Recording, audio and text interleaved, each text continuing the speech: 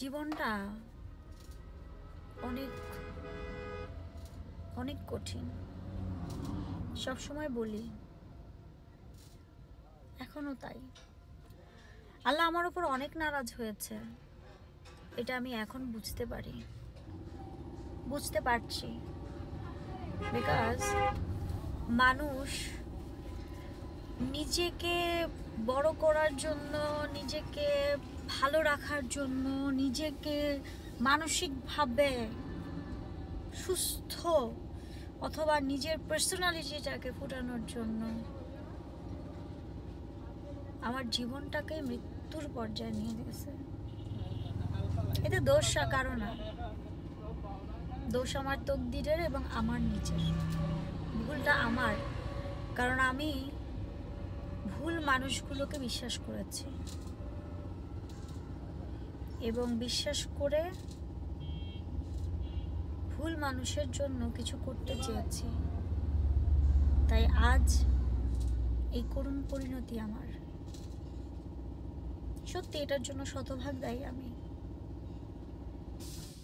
কারণ আল্লাহ আমাকে অনেক বড় একটা সুযোগ দিয়েছিল। যখন আমি তওবা করে হিজাবে কনভার্ট হয়েছিলাম, তখন আমি দেখেছি আমি আল্লাহকেও সন্তুষ্ট করতে পারিনি। মানসিক রোগী হয়ে আমার অনেকগুলো ডিজিজ আছে, সেই ডিজিজগুলো মেডিসিন যাচ্ছে, anti depression, sleeping pill, morning anti depression, লাঞ্চের আফটার লাঞ্চে অ্যান্টি ডিপ্রেশন, প্রচুর মেডিসিনস। 12 দিন তো হসপিটালে অ্যাডমিটই ছিলাম।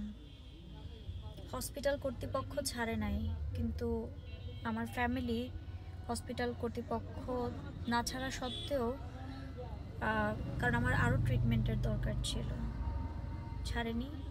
কিন্তু আমার ফ্যামিলি বনসই দিয়ে আমাকে নিয়ে এসছে, কারণ এত মিথ্যাচার, এত মিথ্যে মামলা, এত এলিগেশন আমার উপরে নেওয়া হচ্ছে, যেগুলো শুধুই মাত্র ভিউ বাণিজ্য। এক একজন উঠে পড়ে লেগেছে কে কাটছে বেশি ফলোয়ার্স উপার্জন করতে পারবে। আরে ভাই, আমি যদি দোষী হই, আমি যদি অপরাধ করে থাকি, আমি যদি ক্রিমিনাল হই, সেটার জন্য বাংলাদেশে আইন আছে। আপনারা আইনের সান্নিধ্যে যান। প্রতিদিন ফেসবুকে গিয়ে আপনারা বলেই যাচ্ছেন, থামেন না। আমি কোনো ক্রাইমের সাথে জড়িত না, আমি স্পষ্টভাবে বলতে চাই। একটা কেন, 1000টা মিথ্যে মামলা হলেও আমি আদালতে সারেন্ডার করে সেই মামলা আদালতের কাছে আমি প্রমাণ করব যে এটা মিথ্যে, আর যেটা সত্য সেটা সত্য। আমাকে আপনারা সবাই ক্ষমা করবেন। ক্ষতিটা আমার অনেক হয়েছে, শারীরিক বলেন, মানসিক বলেন, ফাইনান্সিয়ালি বলেন। বিকজ আমি ছাড়া আমার না ফ্যামিলির কোনো কেউ নাই যে কিনা আমার বাচ্চার দুধ অথবা আমার বাসা ভাড়া অথবা কোনো খরচ বহন করবে। জীবনে কাউকে ব্ল্যাকমেল না করেও আজকে আমি ব্ল্যাকমেলার নাম দিচ্ছে। জীবনে কারো ক্ষতি না করেও আজকে আমাকে বলা হচ্ছে আমি ক্ষতি করেছি। আমি কোনোদিন জেনে শুনে কারো ক্ষতি করি নাই। এটাও শুনতে হচ্ছে টাকার বিনিময়ে আমি কারো বিছানায় গিয়েছি। সমস্ত কিছুর জন্য না আল্লাহ বলেন একটা কথা, ধৈর্য।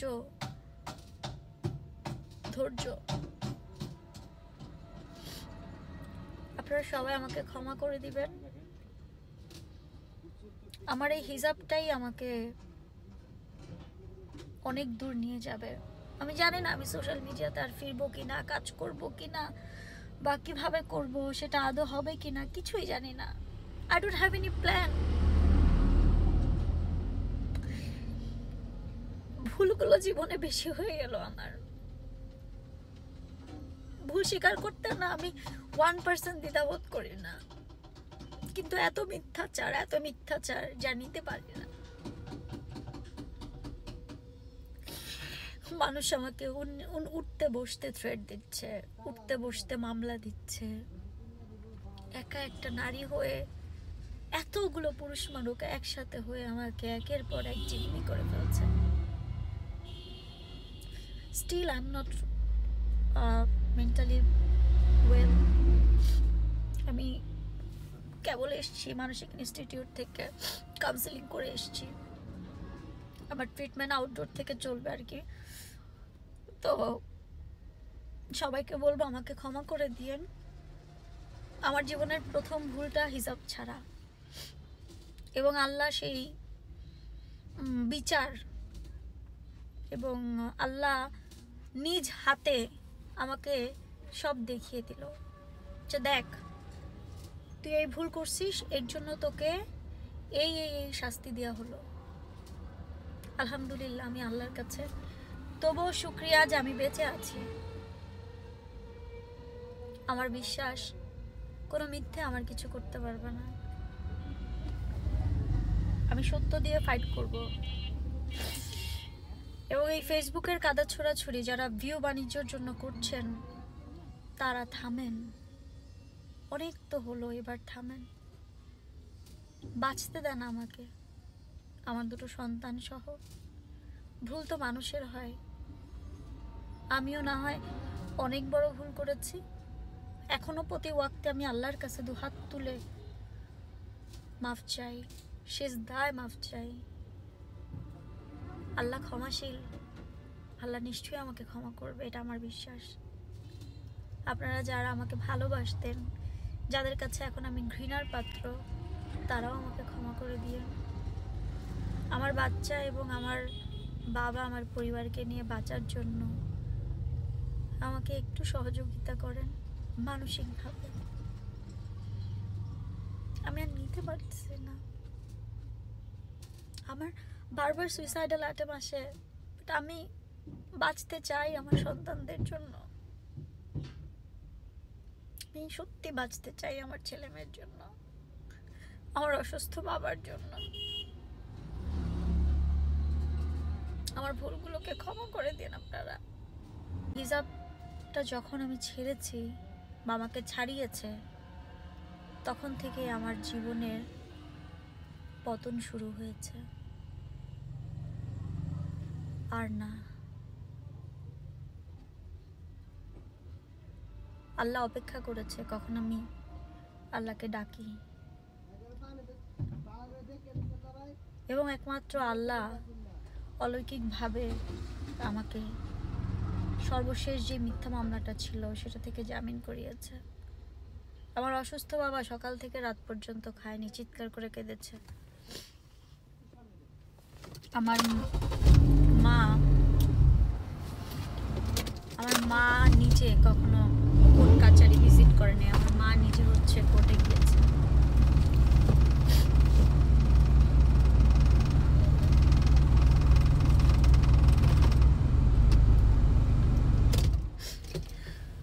সবাই আমাকে ক্ষমা করে দিয়েন। ভুল তো মানুষের হয়, তাই না? আমাকে বাঁচার জন্য একটু সহযোগিতা করেন। শুধু আমাকে বাঁচার জন্য না, আমার সাথে জড়িত আছে আমার অসুস্থ বাবা। সেদিন যখন জামিনের জন্য হসপিটাল থেকে বনসই দিয়ে আমাকে নেওয়া হয়, আমার বাবা বাসা থেকে চিৎকার করে কাঁদছে, খায় নাই। যখন শুনছে আমার জামিন মঞ্জুর হয়েছে, তখন আমার বাবা খাইছে। এবং তারই সাথে আমার মা যে কোনোদিন কোর্টে যায় নাই, আমার মা নিজে আমার সাথে কোর্টে গেছে, চিৎকার করে কাঁদছে, আল্লাহর কাছে চাইছে এবং পাইছে। আপনাদের কাছে শুধু একটাই চাওয়া, আমার অসুস্থ বাবার জন্য দোয়া করবেন এবং কাজে যেন ফিরতে পারি, যেহেতু আমার মানসিক ট্রিটমেন্ট এখনো চলছে। কারণ আমি সত্যিই পাগল হয়ে গেছি। আমাকে কিছু মানুষ মিথ্যাচার, মিথ্যা প্রলোভন, মিথ্যা আশ্বাস, এগুলো দিয়ে আমাকে সত্যিই পাগল করেছে। কিছু মানুষ, হলুদ সাংবাদিক, তার বোন, ওরা আমাকে আসলেই মানসিক রোগী করে ফেলছে। যে কিনা দুনিয়াতে বাঁচতে চায়, কিন্তু তার মন হঠাৎ হঠাৎ বলে না, তোর পৃথিবীতে বাঁচা দরকার নেই। বাবা, অসুস্থ বাবা এবং আমার মা যে পরিমাণে দোয়া করেছে আমার জন্য। আমার বাবাটার এক পাশ প্যারালাইজড, ব্রেন স্ট্রোকের পেশেন্ট।